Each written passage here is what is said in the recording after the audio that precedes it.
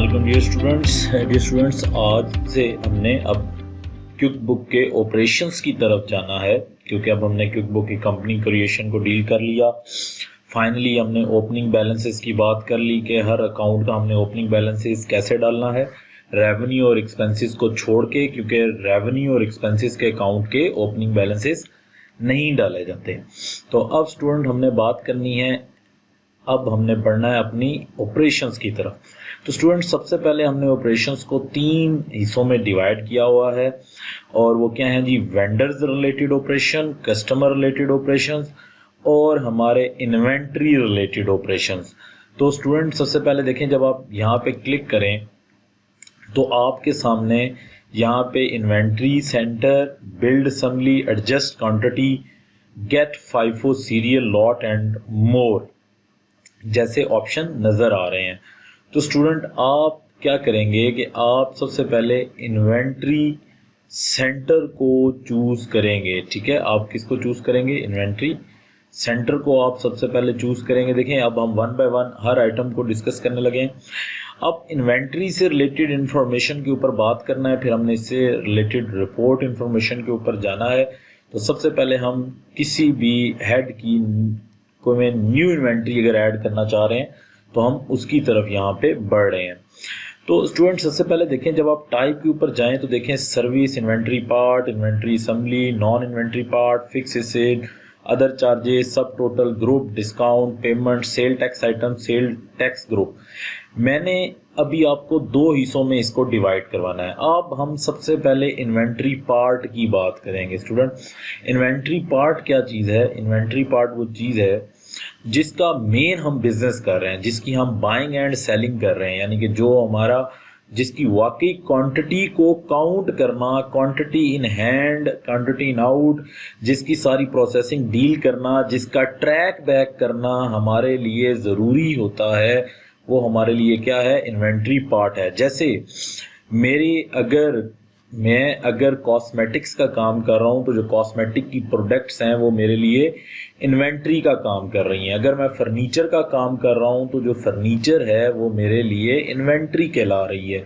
अगर मैं मशीन्स का काम कर रहा हूँ तो जो मशीन है वो मेरे लिए इन्वेंट्री कहला रही है। अगर आप रिटेल स्टोर की बात करें, ठीक है, अगर आप परचून की दुकानों की बात करें, बड़े बड़े रिटेल स्टोर की बात करें, तो उनकी जितनी भी गुड्स हैं, जितना भी सामान है जो उन्होंने डिफरेंट कैटेगरी में रखा होता है, वो सारा इन्वेंट्री पार्ट कहला रहा है। तो स्टूडेंट ये चीज़ देखें, यहाँ पे बहुत सी और भी आइटम्स आ रहे हैं, लेकिन मैं अभी इस टाइम आपको सिर्फ इन्वेंट्री पार्ट के ऊपर डिस्कशन करना चाह रहा हूँ। मैं सिर्फ अभी यहाँ पे आपको इन्वेंट्री पार्ट की बात जो है वो बताना चाह रहा हूँ। अब स्टूडेंट देखें, सबसे पहले इसके हम आइटम नेम और नंबर पे बात करेंगे। तो ये जो नंबर है ये बड़ा यूनिक होना चाहिए। ये नंबर आप जो है वो एक आइटम के 2 नहीं रख सकते, बड़ा यूनिक आपको कोई ना कोई नंबर डिसाइड करना पड़ता है, और छोटे से फिगर्स का नंबर होना चाहिए ताकि सर्चिंग के अंदर भी हमें ये जो है वो बड़ी ज़रूरत पड़ जाए। अब लेट्स सपोज के कोई भी आइटम जो है वो मैं ऐड करना चाह रहा हूँ, जैसे मैं एक सोप ऐड करना चाह रहा हूँ, तो मैंने यहाँ पे क्या लिखा? सोप। और अब क्योंकि मैं ये चाह रहा हूँ कि उसकी कोई कैटेगरी ना बने, तो अब मैंने देखे कि डिफरेंट, क्योंकि सोप तो अब मेरे पास बहुत से ब्रांड के होंगे, तो मैं क्या करूँगा कि मैं अब इसकी कुछ ना कुछ ऐसे इसको डायरेक्शन दे दूंगा कि कुछ ना कुछ ऐसा मैं ज़रूर इसका कर दूंगा ताकि ये यूनिक हो। ठीक है, तो मुझे कुछ ना कुछ यूनिक इसके साथ लिखना पड़ेगा कि अगर लक्स का सोप है तो लक्स लिख के कुछ आगे कैटेगरी जो है वो मैं बना दूं।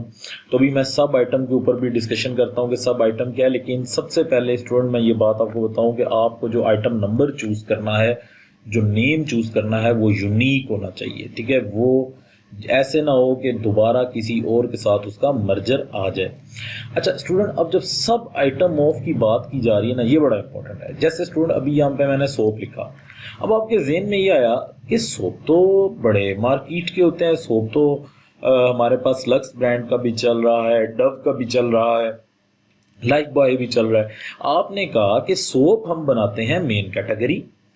अब आप यहाँ पे क्या करेंगे? सोप लिख के छोड़ देंगे। ठीक है, आप जस्ट यहाँ पे सोप लिख देंगे। ठीक है, उसके बाद आप इसको बिल्कुल छोड़ देंगे। ठीक है, जैसे यहाँ पे मैं लिख रहा हूँ, देखिए मैंने जस्ट एक उसे क्या कहते हैं सोप लिखा, ठीक है, कैटेगरी के अंदर सोप मैंने लिखा। अभी मैंने कुछ भी इसमें ईच सिर्फ मैंने इसकी सिलेक्शन कर दी, ये बाकी तो हेड को मैं वन बाय वन आपको बताने के लिए जा रहा हूँ।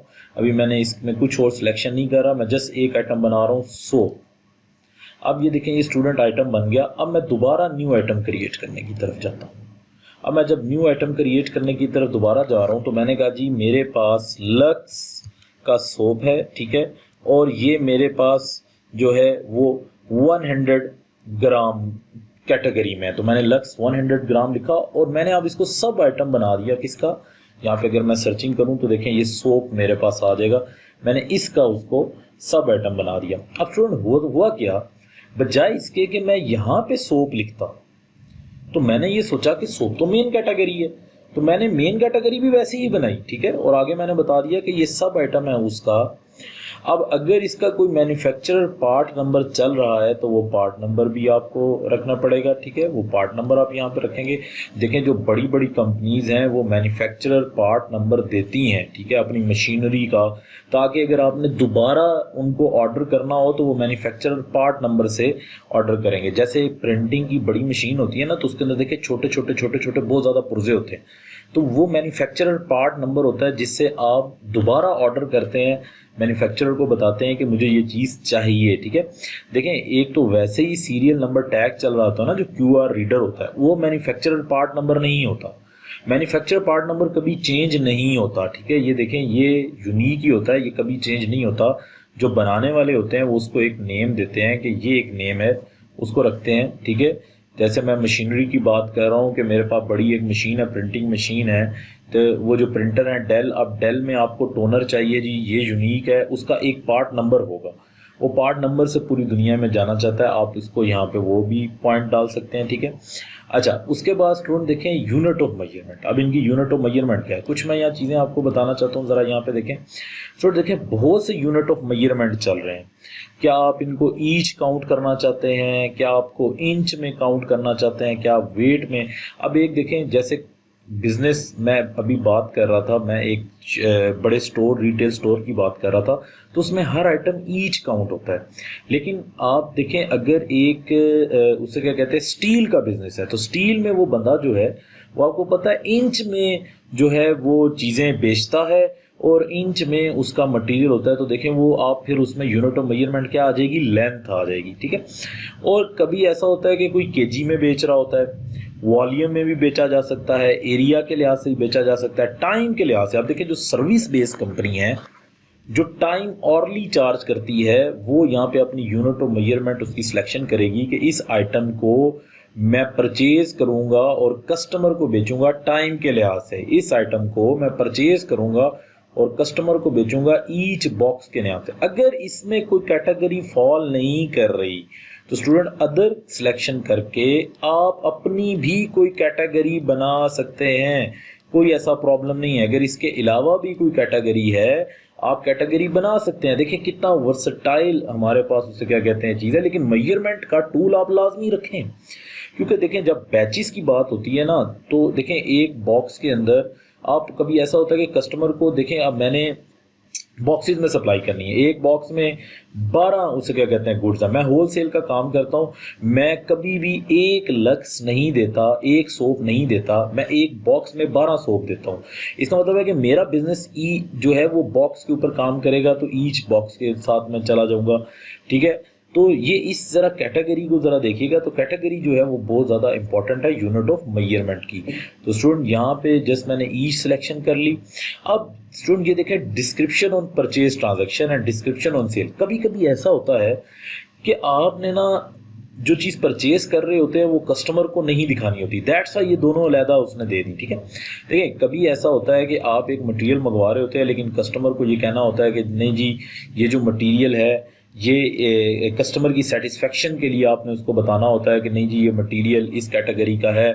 लेकिन अब परचेज करते हुए और सेल करते हुए अगर आप दोनों जगह एक डिस्क्रिप्शन लिख दें तो इसका मतलब ये है कि वहाँ पे वही डिस्क्रिप्शन चली जाएगी जो कस्टमर को जानी चाहिए, जो परचेज की डिस्क्रिप्शन थी वही सेल के ऊपर चली जाएगी। देखें कभी ऐसे होता है कि हम बहुत से बिजनेसेस ऐसे होते हैं जो माल चाइना से मंगवा रहे होते हैं, ठीक है, और वो आगे कह रहे होते हैं कि जी नहीं जी ये तो जेन्युइन है जी, ये तो यूके का है, ठीक है। ऐसा बहुत होता है क्योंकि नंबर ऑफ क्लाइंट्स के ऊपर मेरा विजिट होता है तो वो ऐसे ही कहते हैं। तो उसमें देखें क्यूब बुक ने क्या ऑप्शन दिया है कि आप अपने लिए परचेज की ऑप्शन अलहदा रख लें, जो आप डिस्क्रिप्शन परचेज पे लिखना चाहते हैं, जो कस्टमर के सामने आप रखना चाहते हैं वो आप अलहदा रख लें। क्यों, आप इसमें अगर सेम रखना चाहते हैं तो ये आपकी मर्जी है, ठीक है। अगर आप नहीं सेम रखना चाहते तो आप बेशक उसको अलहदा अलहदा कर सकते हैं, ठीक है। यहाँ पे कॉस्ट आपको बज़ाहिर देने की ज़रूरत नहीं है, ठीक है। अब स्टूडेंट देखें वन बाय वन साथ साथ आपने मेरे चलना है।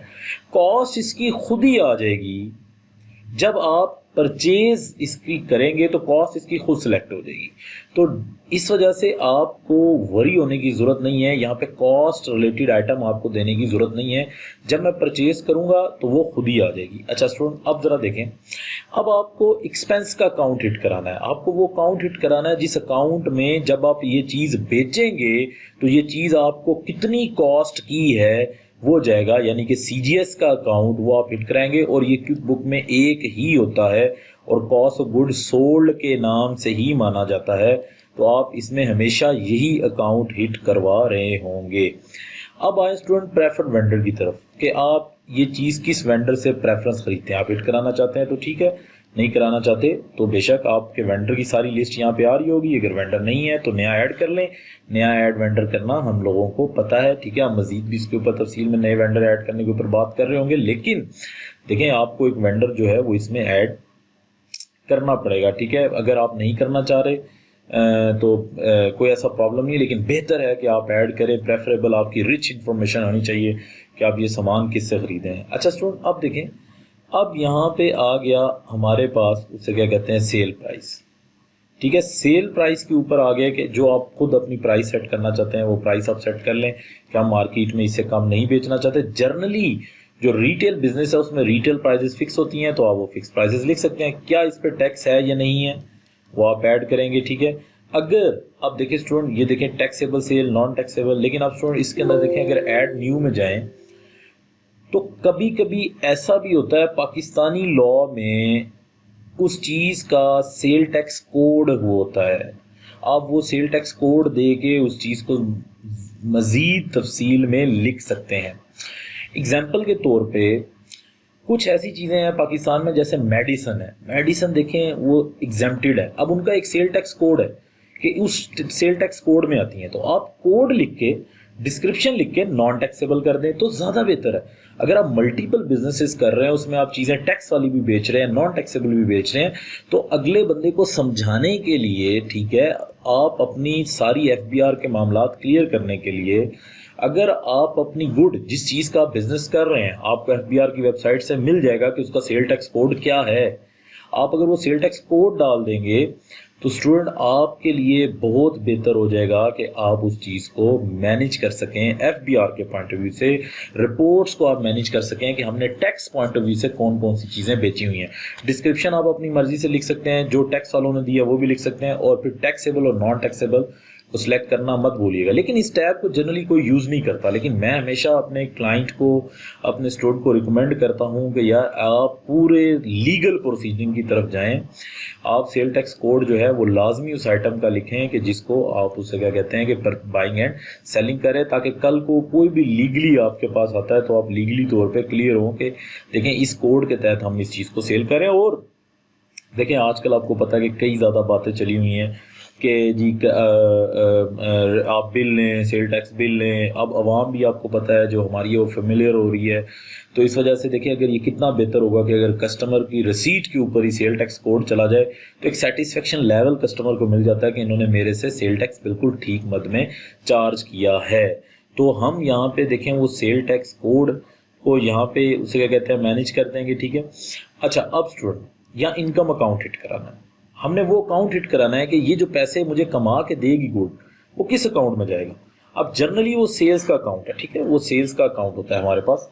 यहाँ पे आप जस्ट सेल्स लिखेंगे तो सेल्स का अकाउंट आ जाएगा। लेकिन कभी कभी ऐसे होता है आपको ऑनर ये कहता है कि यार मेरी दो सेल्स को अलहदा कर दो, मेरी टैक्स वाली सेल्स अलहदा जाएं और नॉन टैक्सेबल सेल अलहदा जाए। तो स्टूडेंट देखिए, टैक्स वाली सेल के लिए आप सेल्स का अकाउंट एड कराएंगे, अगर नॉन टैक्सेबल वाली सेल्स है तो आप कोई नया अकाउंट बना लेंगे। तो नया अकाउंट बनाने में कोई ऐसे हर्ज नहीं है। देखिए जिस तरह हम चार्ट्स ऑफ अकाउंट में बनाते थे ऐड न्यू, उसी तरह इनकम का अकाउंट देखें ऑटोमेटिकली आएगा। अकाउंट नेम लिख ले आप, यहाँ लिख ले नॉन टैक्सेबल सेल्स, ठीक है, और यहाँ इसको सेव कर दें। अब देखें जो टैक्स वाली गुड्स होंगी उसके का साथ अकाउंट सेल्स का आ जाएगा, जो नॉन टैक्स वाली गुड होगी उसके का अकाउंट नॉन टैक्सेबल सेल का आ जाएगा। लेकिन ये तब कीजिए जब आप ऑनर की नीड को समझें, क्या वो चाह रहा है ये नहीं चाह रहा। वैसे रिकमेंडेशन एक ही है कि सब एक ही अकाउंट में हमारे पास जाना चाहिए। उसके बाद स्टूडेंट ये एसिड का अकाउंट है, ये हमेशा से इन्वेंट्री एसिड आपका रहना चाहिए, ठीक है। ये दोनों अकाउंट आप लोगों ने चेंज नहीं करने। अब स्टूडेंट ये एक बड़ा इंपॉर्टेंट है रीऑर्डर पॉइंट कि मिन थ्रेशोल्ड है ये कि स्टूडेंट मिनिमम क्वांटिटी कितनी होनी चाहिए ताकि ये मुझे रिमाइंडर दे दे। अब ये रिमाइंडर देखें यहाँ पे आए होते हैं या टॉप पे देखें, ये देखें ये रिमाइंडर आए होते हैं, आपको यहाँ पे रिमाइंडर मिल जाएगा कि इतनी क्वांटिटी इस गुड की है, आपको दोबारा ऑर्डर कर देना चाहिए। ज़रा वर्ड से देखें रीऑर्डर। और मैक्सिमम क्वांटिटी इसकी कितने से ऊपर नहीं जानी चाहिए, यानी कि जैसे ही मैं परचेज करने के लिए जा रहा हूँ कि भाई आपने तो खुद सेलेक्ट किया हुआ है कि आपने 100 से ज़्यादा ये अपने पास रखने नहीं है, तो आपके पास तो ऑलरेडी ये 100 आइटम पड़ा है, तो आप क्यों परचेज करने जा रहे हैं। तो स्टूडेंट देखें मैं इस चीज़ को फिर बेहतर तरीके से मैनेज कर सकता हूँ। और स्टूडेंट ये तो बात मैं कल के लेक्चर में कर चुका हूँ कि ये जो 3 कॉलम है ये तो ओपनिंग बैलेंस के लिए यूज़ होते हैं कि ऑन हैंड इस टाइम कितना ओपनिंग बैलेंस है। जब आप ओपनिंग बैलेंस पुट करते हैं तो तब ये यूज़ होते हैं।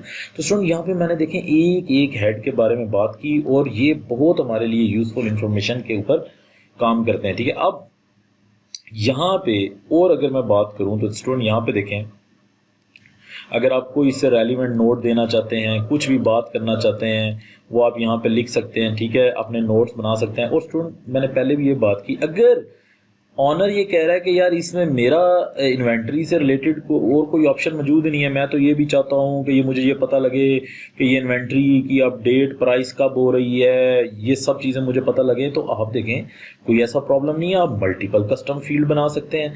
देखें आप डिफाइन फील्ड करें, यहाँ पे आप लिखें कि सर आपको ये चाहिए कि इसकी प्राइस अपडेट किस डेट को हुई, कोई मसला नहीं है सर, हम ये डेट इसमें यूज़ कर लेते हैं। ये देखें मैंने इसका डेट को यूज़ कर लिया और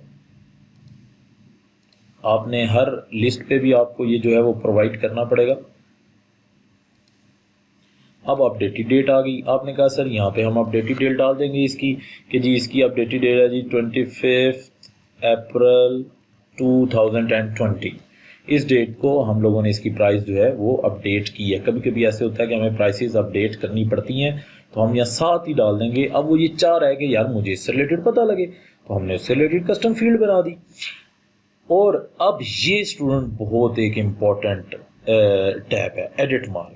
अगर आप ऑटोमेटिकली सेल प्राइस चेंज करना चाहते हैं, एक तो ये है ना कि आप कह रहे हैं कि नहीं भाई मैंने तो इसको 120 से ऊपर बेचना ही नहीं है, तो आप यहाँ लिख दें 120, ठीक है। एक ये है कि आप खुद ऑटोमेटिक लगा दें कि यार मैं कभी देखूँ ही ना, खुद ब खुद कीमत चेंज होती रहे।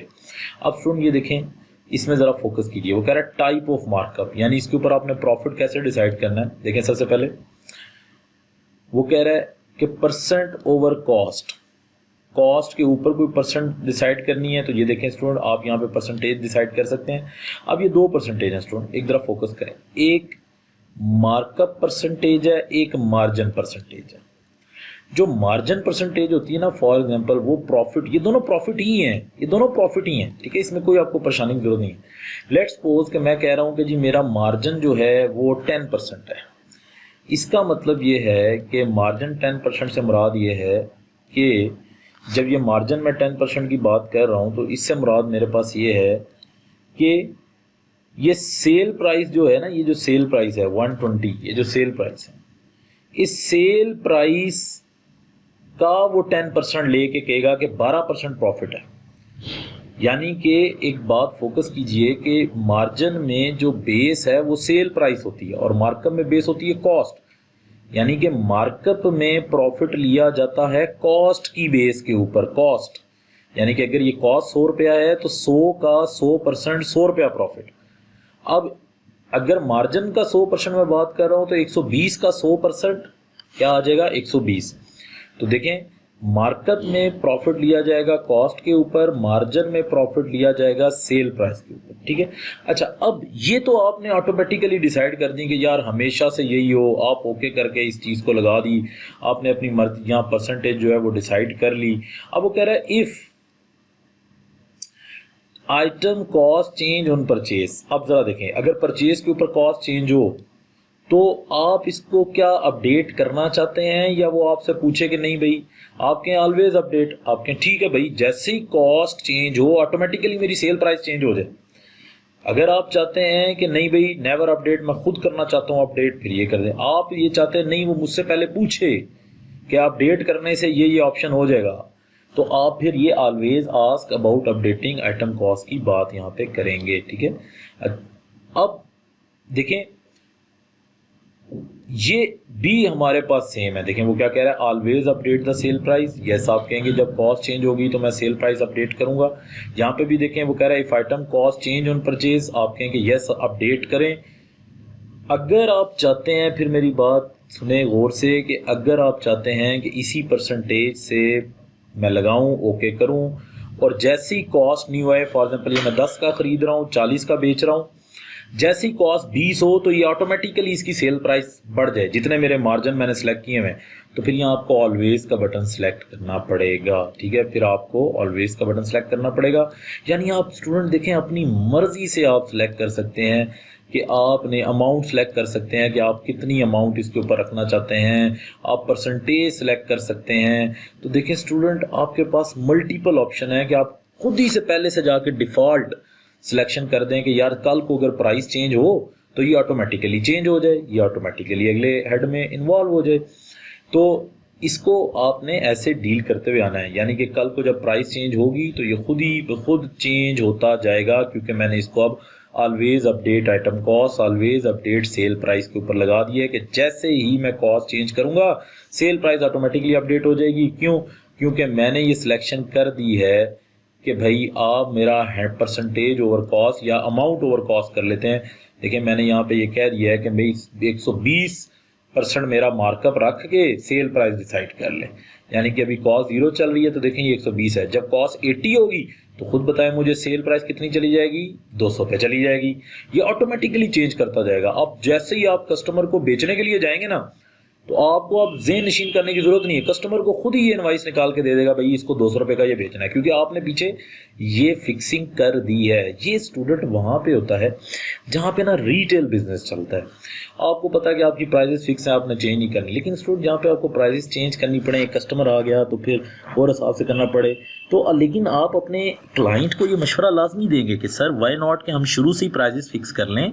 तो इस तरह हमें ये बात है कि हमें पहले से ही पता होगा कि इस कस्टमर को हमने इससे नीचे चीज़ नहीं बेचनी, कभी हमें लॉस ही नहीं होगा, तो हम पहले से ही हर आइटम की जो प्राइस है वो फिक्स कर लेंगे। That's why this is most important thing in inventory side. अब स्टूडेंट ये इन्वेंट्री की ईच हेड जो है वो कंप्लीट हो चुका है। अब मैं इसको जस्ट ओके करके इसको देखें, ये मैंने मुकम्मल सेव कर दिया। स्टूडेंट ये देखें अब इसकी फ्रंट एंड पे जो इन्फॉर्मेशन आ रही है, क्विकली जो इसकी इन्फॉर्मेशन आ रही है, ये देखें स्टूडेंट, इसकी आप कोई ना कोई इमेज भी यहाँ पे सिलेक्ट कर सकते हैं। ये देखें इस इन्वेंट्री का इमेज कि ये इन्वेंट्री ये है, यहाँ पे क्लिक करें तो वो इन्वेंट्री की इमेज आ जाएगी, ठीक है। आप वो भी सिलेक्ट कर सकते हैं। स्टूडेंट ये देखें ये बता रहा है कि इसकी सेल प्राइस ये चल रही है, मार्कअप ये चल रहा है इसका, ठीक है। अब इसकी कॉस्ट हमें तो पता ही नहीं, क्योंकि अभी तो हम लोगों ने डेफिनेटली यूज़ नहीं किया। देखिए फ्रंट एंड पे कितनी इन्फॉर्मेशन दी हुई है इसकी, कि इस टाइम री ऑर्डर पॉइंट कितना है, इस टाइम इसकी क्वांटिटी कितनी पड़ी है, क्वांटिटी ऑन सेल ऑर्डर कितनी है, हमसे कस्टमर ने कितनी डिमांड की हुई है, परचेज ऑर्डर पे कितनी क्वांटिटी है, ठीक है। अब ज़रा देखें स्टूडेंट यहाँ पे आप फौरी तौर पे इससे यहाँ पे भी इस चीज़ को एडिट की तरफ लेके जा सकते हैं, ठीक है। जब आप आइटम को सिलेक्ट कर लेंगे और इसके साथ आप कोई फर्दर चीज़ अटैच भी कर सकते हैं, इसकी पिक्चर इधर भी अटैच कर सकते हैं, लेकिन कोई डॉक्यूमेंट है आप इधर भी अटैच कर सकते हैं। जैसे लीगली तौर पे आपको बता रहा हूँ कि जो ड्रग्स का बिज़नेस होता है, जो मेडिसिन का बिज़नेस होता है, उसमें आपको पता है कि आपने मुख्तलिफ मेडिसिन की जो है वो लाइसेंस अपने साथ अटैच करने होते हैं। तो वाई नॉट कि कल को कोई भी आए तो बजाय इसके कि आप लाइसेंस ढूंढ रहे हो जगह जगह, यार आप यहीं पे अटैच करके रख दें फौरी तौर पे। कल को कोई भी ओपन करेगा वो कहेगा यार ये तुम बेच रहे हो, ये तो लीगली, आप बताओ ज़रा आपको किसने लाइसेंस दिया ये प्रोडक्ट बेचने का। तो आप फौरी तौर पे यहाँ पे दिखाओगे कि सर ये देखें ये लगा हुआ है, ये लाइसेंस है, आप बेशक चेक कर लें, ये पूरा हमारे पास डिटेल है। तो स्टूडेंट देखें, एक आइटम से रिलेटेड आपको कंप्लीट डिटेल में जाना है, कंप्लीट चीज़ देखनी है ताकि ऑनर का सेटिस्फेक्शन लेवल एट एंड तक जाए, ठीक है। क्योंकि बहुत सी सर्विसेज ऐसी होती हैं, लोग इन्वेंट्री का आइटम जस्ट सेलेक्ट करा देते हैं लेकिन उससे आगे जो है वो नहीं बढ़ते। अब इससे रिलेटेड जब हम रिपोर्ट्स की बात करने जा रहे हैं इन्वेंट्री से रिलेटेड, वो हम रिपोर्ट सेक्शन की तो बात करेंगे जब अभी हम इन्वेंट्री से रिलेटेड बाकी एलिमेंट्स को भी ख़त्म करेंगे, नॉन इन्वेंट्री पार्ट और उन एलिमेंट्स को। तो अभी हम उन इन्वेंट्री पार्ट्स की तरफ जो है वो मूव करते हैं जी स्टूडेंट्स। तो स्टूडेंट्स देखें, अब हम और इन्वेंट्री पार्ट्स की तरफ जा रहे हैं। अब स्टूडेंट देखें, इसमें इन्वेंट्री पार्ट के अलावा क्या क्या चीज़ें हैं। Service, inventory, assembly, non inventory part, fix asset, other charge, subtotal, group, discount, payments, sale tax item, sale tax group item. वैसे सेल टैक्स आइटम और सेल टैक्स ग्रुप आइटम को तो हमने वैसे ही इनवाइस में स्टडी कर लेना है। अब स्टूडेंट कभी कभी ऐसे होता है कि आप चीज़ें तो नहीं बेच रहे, आप तो सारी सी बात है सर्विसेज कर रहे हैं, तो आप फिर सर्विसेज मुख्तलिफ किस्म की सर्विसेज कर रहे हैं। अब स्टूडेंट देखें, उन सर्विसेज में बहुत सी चीज़ें इसने हाइड कर दी हैं, ठीक है। उन सर्विसेज में आप सर्विसेज का नेम लिखेंगे, उसी तरह यूनिक नेम होना चाहिए। सब आइटम लिखेंगे कि वो किसी मेन सर्विस का हेड तो नहीं है। उसके बाद उसकी मेजरमेंट लिखेंगे कि आप सर्विस करते कैसे हैं, ऑरली बेस। डेफिनेटली ये जो मैंने आपको मेजरमेंट दिखाई थी सर्विस के अंदर, ये जो मेजरमेंट मैंने आपको दिखाई थी सर्विस के अंदर, जस्ट 1 मिनट, ये जो मेजरमेंट दिखाई थी मैंने आपको, टाइम, मिनट और डे, आप देखें ऐसे सर्विस भी करते हैं। देखें आप लोग ऑरली बेस चलते हैं, डेली बेस चलते हैं, ऐसे आप बिलिंग करते हैं ना कि भाई हमने 5 दिन आपकी क्लाइंट साइड पे गुजारे, ठीक है। तो आप देखें, आप उससे क्या कहते हैं कि ये आप यहाँ पे इसकी डिस्क्रिप्शन भी लिखेंगे, ठीक है। डिस्क्रिप्शन भी आप लिखते हुए नज़र आएंगे और डिस्क्रिप्शन लिखते लिए कंप्लीट लिखेंगे। और देखें इसमें मेजॉरिटी अकाउंट जो है वो ख़त्म हो गए और यहाँ से आप सेम उसी तरह जो है वो अकाउंट सेलेक्ट करेंगे रेवेन्यू का। और स्टूडेंट आपको पता है रेवेन्यू का अकाउंट हमारे पास क्या है, सेल्स का अकाउंट है, जिसको आप सेलेक्ट करेंगे, ठीक है। और ये हमारे पास क्या है, रेट। अगर आप डालना चाहते हैं कि जी हम तो 1200 रुपया पर और चार्ज कर रहे हैं, 1200, 1300, 1400 रुपया चार्ज कर रहे हैं, तो वो आप ये यहाँ पे लिखते हुए नज़र आएंगे। तो सुन देखें, इसकी तो बहुत कम सी बात है ना, क्योंकि देखें इसमें तो कोई कॉस्ट नहीं, कोई मेजरमेंट नहीं, कोई क्वांटिटी नहीं, कोई एडजस्टमेंट नहीं, सीधा सीधा जी मेरा लेबर 5 घंटे के लिए गया और बस ये मैंने चार्ज कर देना है। तो आपको सबसे पहले यहाँ बनाना तो पड़ेगा कि वो लेबर काम क्या करने जा रहा है। जैसे एक इलेक्ट्रिकल वर्क के लिए जा रहा है, एक सिविल वर्क के लिए जा रहा है, एक मैकेनिकल वर्क के लिए जा रहा है, तो इलेक्ट्रिकल वर्क आइटम नेम, एक सिविल वर्क आइटम नेम। और ऑरली बेस आप चल रहे हैं तो आप ऑरली बेस यहाँ पे चलेंगे। जैसे ऐड न्यू है तो देखिए मैं ऑरली बेस के हिसाब से टाइम की सिलेक्शन कर लेता हूँ और मिनट, डे, वर्क डे, तो मैं अपना डे के लिहाज से सिलेक्शन कर लेता हूँ। अब देखें ये डे आ गया और मैंने यहाँ पे उसको उसे कहते हैं सिलेक्शन कर दी। और अब मैं उसका रेट डिसाइड कर दूंगा कि जी मैं पर डे 1200 रेट लेता हूँ और ये इनवाइस के ऊपर, ताकि ऑटोमेटिकली शो हो जाए। और यहाँ पे लिख दूँ, मैं यहाँ पे लिख भी देता हूँ कि मैं सिविल वर्क की बात कर रहा हूँ, कि मैं सिविल वर्क की भी सर्विसेज जो है वो प्रोवाइड करता हूँ। आप डिस्क्रिप्शन भी लिख सकते हैं और उसी तरह कस्टम फील्ड में आप अपडेट कर सकते हैं कि प्राइस जो है वो हमारी किस दिन अपडेट हुई है, 25 फरवरी 2020, ठीक है, ओके। अब देखें इसमें अगर आप फर्दर इसमें तो स्टूडेंट बहुत ज़्यादा आसान बात है। पहले आपको देखें, सोचना है कि सर्विस क्या चीज़ है। कि जब आप ऐसे बिजनेस में होते हैं जिसमें आपने माल नहीं बेचना, आपने बस लेबर अपनी भेजनी है और उसने पर डे चार्ज करना है, तो इसको जस्ट हम अकाउंट हमने सेट नहीं किया, तो सेल्स का अकाउंट हम सेट करके इसको ओके करेंगे। तो देखें अब ये इसकी भी सारी की सारी डिटेल हमारे सामने आ जाएगी। यहाँ पे आप देखेंगे तो सिविल वर्क वैसे यहाँ पे ऐड हो चुका होगा, लेकिन आप यहाँ से भी तलाश कर सकते हैं, ऑल इन्वेंट्री करके भी आप इसको देख सकते हैं, ठीक है, सर्चिंग कर सकते हैं ताकि आप बाद में भी उन चीज़ों को जो है वो ढूंढ सकें। अच्छा, अब हम इससे आगे बढ़ते हैं। आगे ज़रा देखें स्टूडेंट, सर्विस के बाद है इन्वेंट्री असम्बली। इसको स्टूडेंट समझना बहुत इंपॉर्टेंट है, ठीक है, आप गौर से समझिएगा। असम्बली आइटम क्या होता है? असम्बली आइटम ये होता है, लेट्स सपोज के मेरे पास एक बंदा आता है, अब ज़रा गौर से सुनिएगा, वो लेके आता है एक अपना प्रिंटर। अब उसका जो प्रिंटर है ना, उसके अंदर 3-4 चीज़ें ख़राब हैं। अब मैंने क्या किया, जैसे प्रिंटर की बजाय लेट्स सपोज के वो प्रिंटर ख़राब नहीं है लेकिन वो टोनर चेंज कराने के लिए आता है। अब जो मेरा बिज़नेस है ना, वो टोनर मुख्तलिफ जगह से निकाल के देता है, मतलब पैकिंग में टोनर बनाया नहीं लेके आता। मेरा बिज़नेस जो है वो टोनर मैन्युफैक्चरिंग का है। तो मैंने क्या किया, एक जगह से टोनर निकाला येलो, एक जगह से टोनर निकाला ब्लू, एक जगह से ब्लैक, क्योंकि प्रिंटर के अंदर 4 टाइप्स के टोनर डाल रहे होते हैं, जिसमें आपको एग्जांपल के तौर पे बात कर रहा हूँ। अब आपको पता है कि ये जो मैं इसको प्रोडक्ट बेच रहा हूँ, ये बेसिकली 4 चीज़ों का मजमुआ है।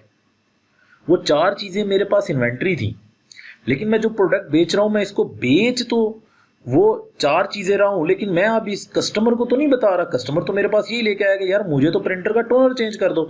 अब उसको क्या पता कि मैंने इस प्रिंटर के टोनर के अंदर 4 चीज़ें डाली हैं।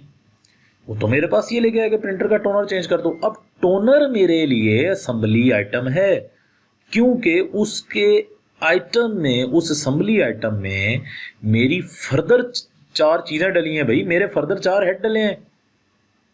तो ये चीज़ आप देखें कि ये असेंबली आइटम को यहाँ पे आपको सबसे पहले लिखना पड़ेगा। असेंबली आइटम यहाँ पे सिलेक्शन करेंगे, देखें उसी तरह आप आइटम का जो है वो नेम लिखेंगे, ठीक है जी स्टूडेंट। तो उसी तरह आप देखें स्टूडेंट, इन्वेंट्री असेंबली लिखेंगे, उसी तरह आप आइटम नेम इसका सिलेक्ट करेंगे।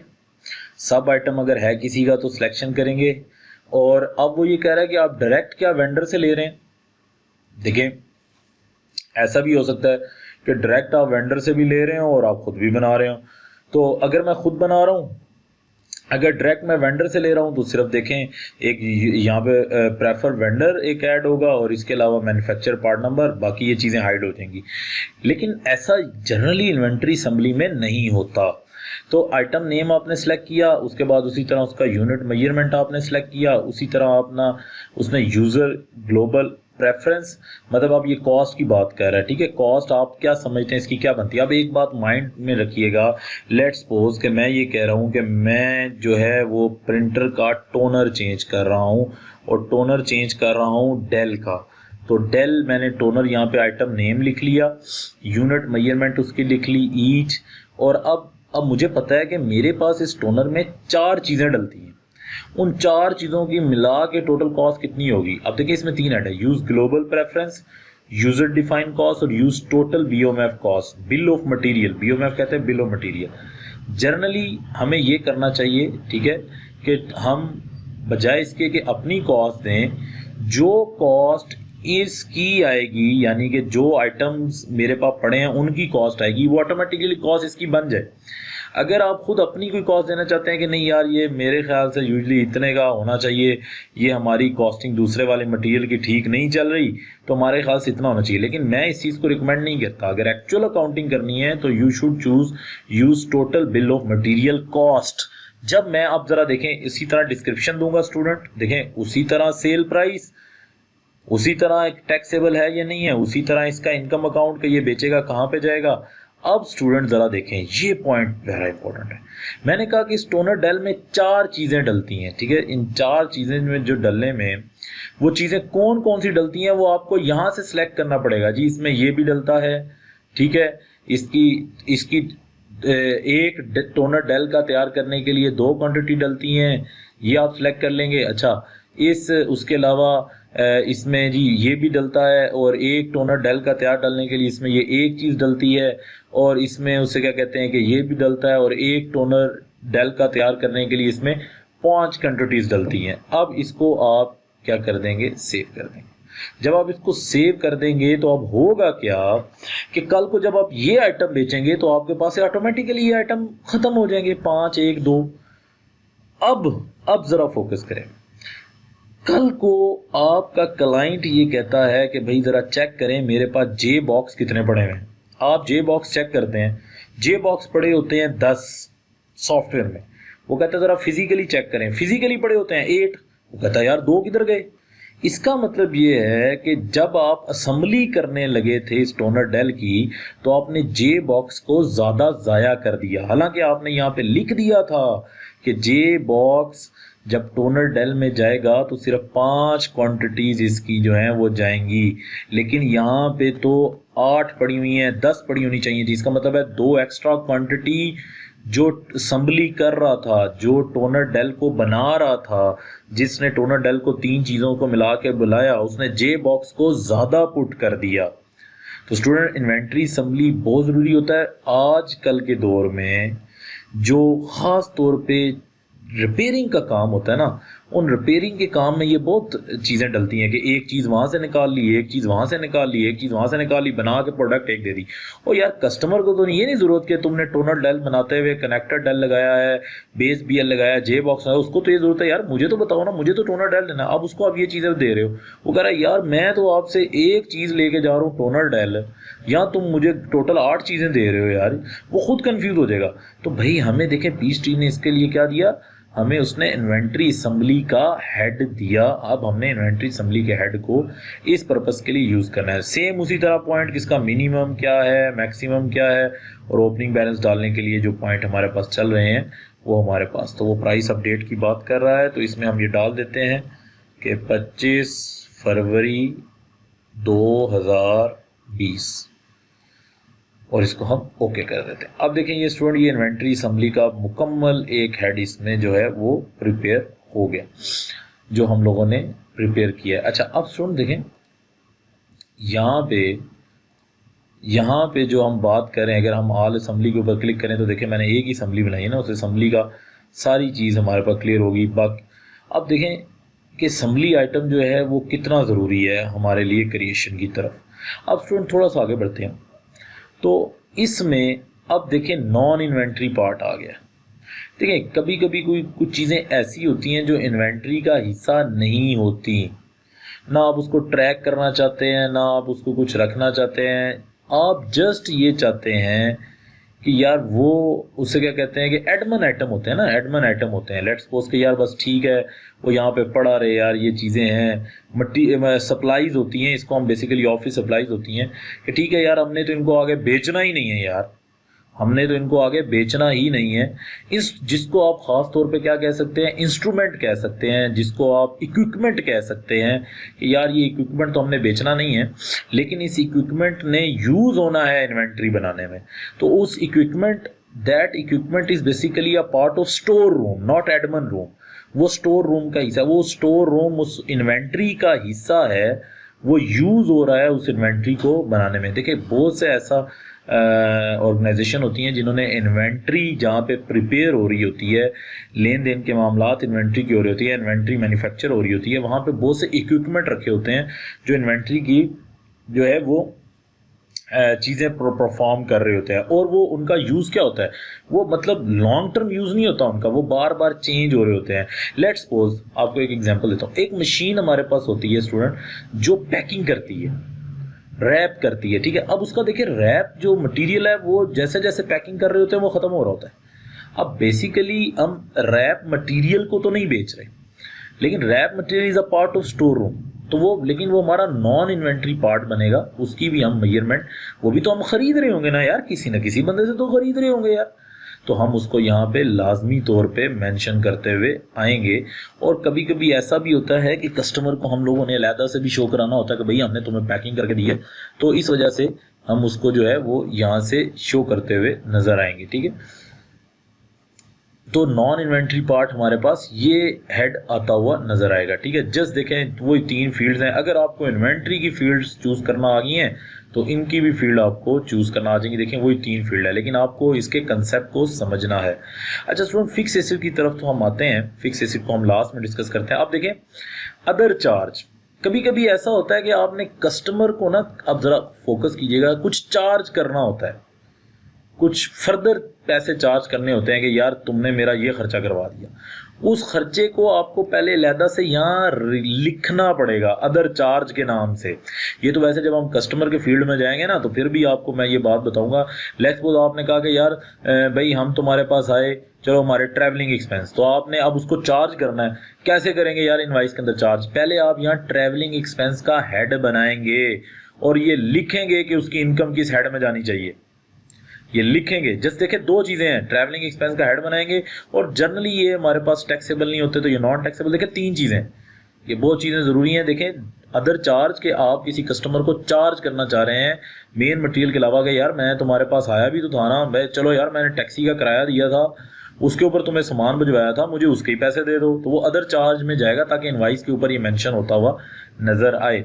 अच्छा स्टूडेंट, कभी कभी उसे क्या कहते हैं, हमारे पास ऐसे होता है मेंशन, हमें यहाँ पे उसे क्या कहते हैं कि करना होता है। जैसे जस्ट मैं इसमें सब टोटल और ग्रुप तो दोनों एक ही एलिमेंट के अंदर चले जाएंगे। जैसे डिस्काउंट की मैं बात कर लेता हूँ। लेट्स सपोज कि स्टूडेंट जी जो डिस्काउंट है होता है ऐसे है कि आपने कस्टमर को डिस्काउंट देना है इनवाइस के ऊपर ना, तो आपको प्रोमिनेंट करके नज़र आना चाहिए वो डिस्काउंट। तो आप पहले उस डिस्काउंट को यहाँ क्रिएट करेंगे, ठीक है। और एक इसमें सिर्फ चेंज आएगा, आप पहले डिस्काउंट को क्रिएट करेंगे। डेफिनेटली डिस्काउंट जो है वो टैक्स के नहीं होता, ठीक है। उसे क्या कहते हैं कि discount is applied after sale tax. उसे क्या कहते हैं कि ये चीज़ आप याद रखिएगा कि इसमें उसे क्या कहते हैं कि कई आइटम्स हैं उन पे अभी मैं डिस्काउंट की वैसे बात करता हूँ कि ये किस डिस्काउंट की बात है। ये स्टूडेंट ये जो डिस्काउंट की बात की जा रही है ना, ये ट्रेड डिस्काउंट की बात की जा रही है।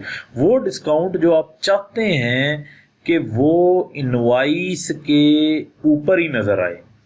यानी कि एक कस्टमर आपके पास आया, आपने उसको कहा यार ये है तो 50,000 रुपये की चीज़,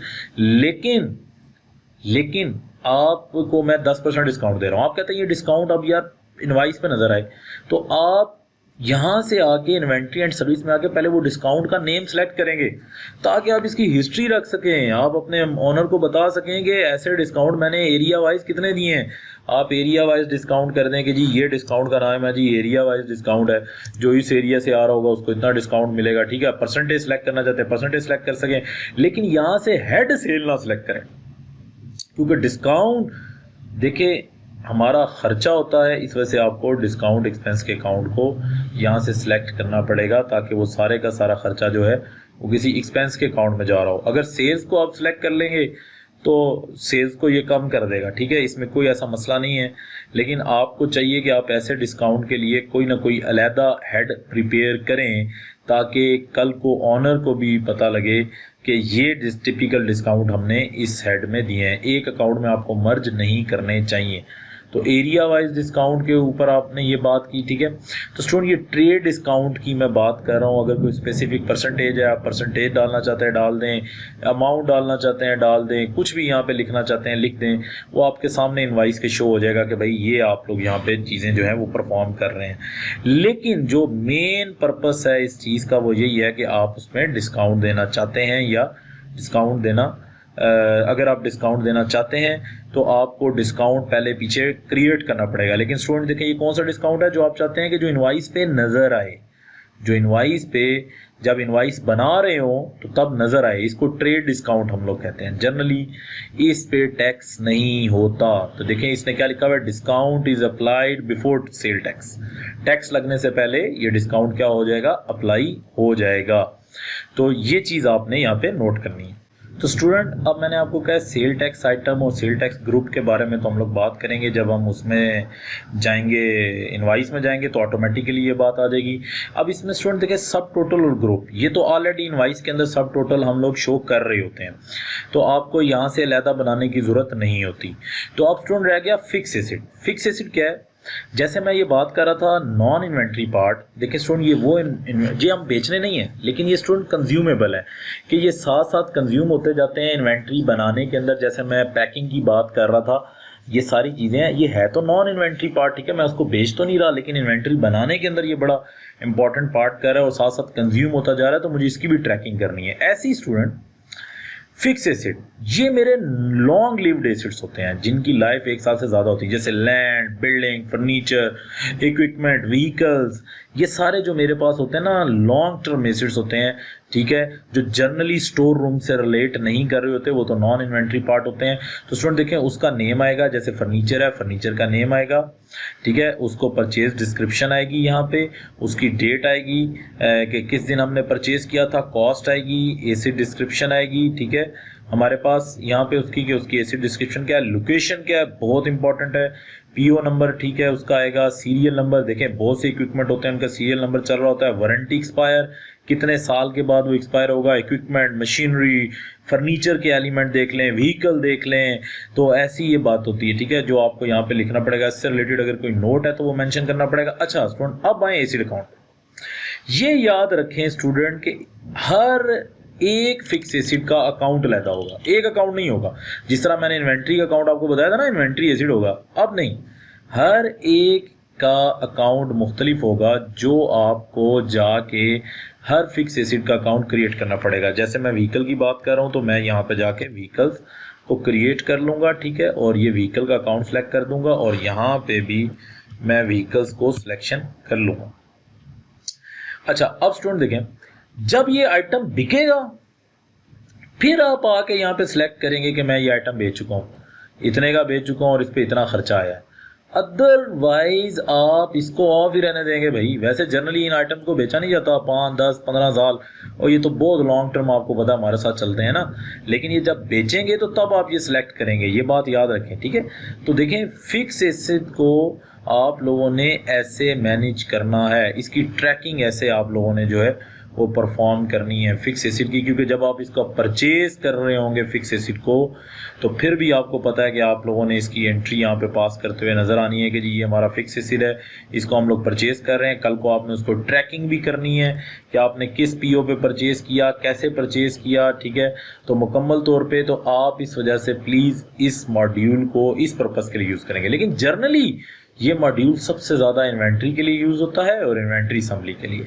इन चीज़ों को कई लोग जो हैं वो यूज़ नहीं करते, वो कहते हैं कि भाई हमें इनको यूज़ करने की ज़रूरत नहीं है, ठीक है। लेकिन ऐसा हमारे पास जनरली होना नहीं चाहिए, क्योंकि देखें, अगर आप प्रॉपर अपने रिकॉर्ड्स को मेंटेन रखना चाहते हैं तो आपको स्टोर रूम से लेके अपनी ऑर्गेनाइजेशन की हर चीज़ को मैयर करना है। तो देखें, ये क्विक बुक कितना सिंक्रोनाइजिंग डेटा आपको प्रोवाइड कर रहा है इन इन्वेंट्री टर्म्स के अंदर। तो आज हम लोगों ने इन्वेंट्री के मॉड्यूल को कंप्लीट किया कि इन्वेंट्री की सबसे पहले डिटेल आपने कैसे पुट करनी है। अब स्टूडेंट जो नेक्स्ट लेक्चर है उसमें ये बारी होगी कि अब इस इन्वेंट्री को आपने ख़रीदना कैसे है और फिर बेचना कैसे है। तो ये 3 चीज़ें आज हमने देखे इन्वेंट्री की एक एक चीज़ एलिमेंट के ऊपर डिस्कस किया। तो अब मैं आपको एक एक्सरसाइज प्रोवाइड करूंगा, उस एक्सरसाइज को आप मुझे परफॉर्म करके देंगे, ठीक है। अगर उसमें किसी को कोई प्रॉब्लम होगी तो फिर शेयर करेगा। Thank you very much student. आज का जो लेक्चर है इन्वेंट्री का वो हमारा एंड